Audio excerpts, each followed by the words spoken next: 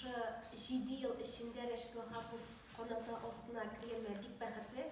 Ham Rifat Ahmedovich kadar bek zo'r rahmat aytasim kela anda ishlovchilarga.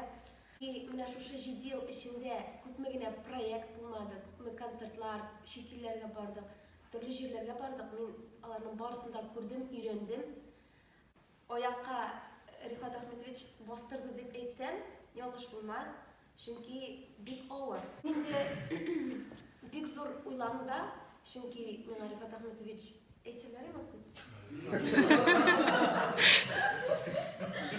Chunki Rifat Ahmedovich menga taqdim yasadi.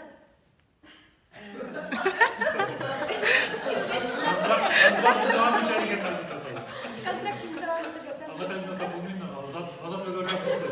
Azat ögürap buldu dedi kuptan. Bu so'rovga haliga tug'ilgina javob bera olmayman. Chunki haliga o'ylanuvda. Sensatsiya bo'lmadi. Aytgan yarimi deganda aytmadi. Bizde basında sanmayın, sizde basında sanmağız. Biz kere uylansın.